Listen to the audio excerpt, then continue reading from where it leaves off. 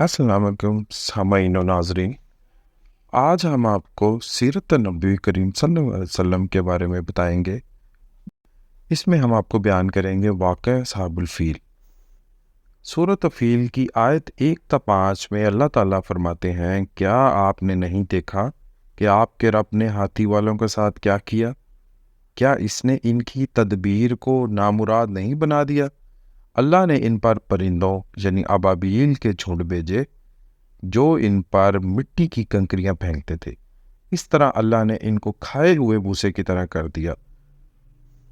वाक़या असहाबुल फ़ील हज़रत मोहम्मद सल्लल्लाहु अलैहि वसल्लम की विलादत मुबारका वाले साल यानी 571 ईस्वी में पेश आया, जब यमन का हबशी निषाद ईसाई हुक्मरान अबरा बिन अशरम 60,000 फौज और 13 हाथी लेकर खाना काबा को गिराने के इरादे से मक्का पर हमला आवर हुआ। इब्रा बिन अशरम आकाज़ में एक ईसाई फ़ौज का एक सरदार था जो शाह हबशा ने यमन के हमीरी नस्ल के यहूदी फरमारवा यूसुफ ज़ोनवास के ईसाइयों पर जुल्म सतुम का बदला लेने के लिए भेजी थी, जिसने 525 ईस्वी तक इस पूरे इलाके पर हबशी हुकूमत की बुनियाद रख दी। अबरा बिन अशरम रफ्ता रफ्ता तरक्की की मनाजिल तय करते हुए बिल आखिर यमन का खुद मुख्तार बादशाह बन बैठा, लेकिन कमाल चालाकी से इसने बराए नाम शाह हबशा की बालादस्ती भी तस्लीम किए रखी और अपने आप को नाइब शाह हबशा कहलवाता रहा। अबरा एक कट्टर मोतसब ईसाई था। अपना इक़्तिदार मजबूत कर लेने के बाद इसने अरबों में ईसाइयत फैलाने की सोची, जबकि इसका दूसरा इरादा अरबों की तिजारत पर कब्जा भी जमाना था। इस मकसद के लिए इसने यमन के दारुल हुकूमत सना में एक अजीमुशान कलीसा यानी गिरजाघर तमीर करवाया, जिससे अरब मुर्रखीन अल-कलीस और यूनानी एकलीसिया कहते हैं। इस कलीसा की तामीर से इसके दो मकासद थे। एक तो ईसाइयत की तबलीग करके अरबों के हज का रुख काबा से अपने कलीसा की तरफ मोड़ना था, और अगर वो ऐसा करने में कामयाब हो जाता तो इसका दूसरा नतीजा ये निकलता कि अरबों की सारी तिजारत जो अभी तक खाना काबा की वजह से अरबों के पास थी, वो यमन के हबशी ईसाइयों के हाथ आ जाती। अबरा ने पहले शाह हबशा को अपने इस इरादे की इत्तला दी और फिर यमन में अल ऐलान मनादी करा दी कि मैं अरबों का हज काबा से अल कलीसिया की तारीफ मोड़े बगैर ना रहूँगा। इसने इस ऐलान पर गज़बनाक होकर एक अरब हिजाजी ने किसी न किसी की तरह अब्राहा के गिरजा में घुसकर रफा हाजत कर डाली।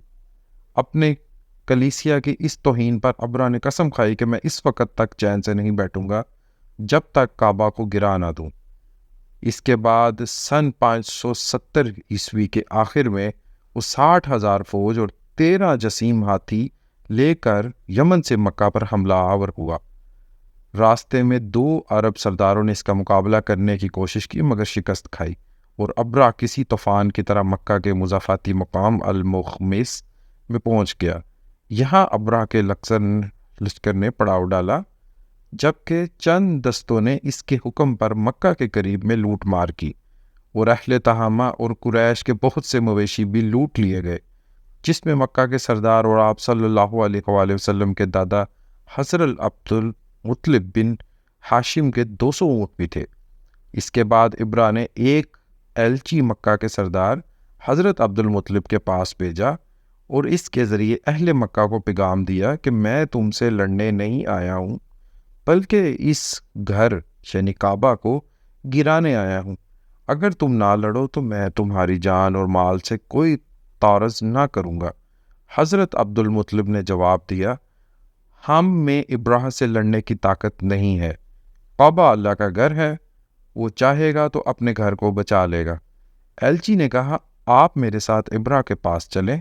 वो इस पर राज़ी हो गए।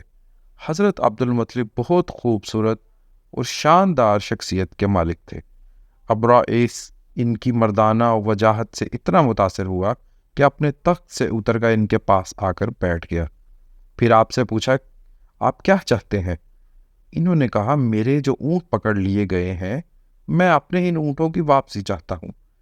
अबरा इनकी बात सुनकर सख्त मुतअज्जब हुआ और कहा, आप मुझसे अपने 200 ऊँटों की वापसी का मुतालबा तो कर रहे हैं, مگر اس بیت اللہ کا ذکر نہیں کرتے جو آپ کے اور آپ کے آباء و اجداد کے دین کی بنیاد ہے۔ میں اسے گرانے آیا ہوں، مگر آپ کو اس کی کوئی فکر نہیں ہے۔ یہ سن کر حضرت عبد المطلب نے کہا، ان اونٹوں کا مالک میں ہوں، اس لیے آپ سے ان کی واپسی کی درخواست کر رہا ہوں۔ اگر یہ گھر تو اللہ کا گھر ہے، وہ اس کی حفاظت خود کرے گا۔ ابرا نے متکبرانہ انداز میں کہا، کعبہ تو اب آپ کا اللہ بھی مجھ سے نہیں بچا سکے گا۔ حضرت عبد المطلب نے جواب دیا، یہ معاملہ آپ جانے اور اللہ، لیکن یہ اس کا گھر ہے اور آج تک اس نے کسی کو اس پر مسلط نہیں ہونے دیا۔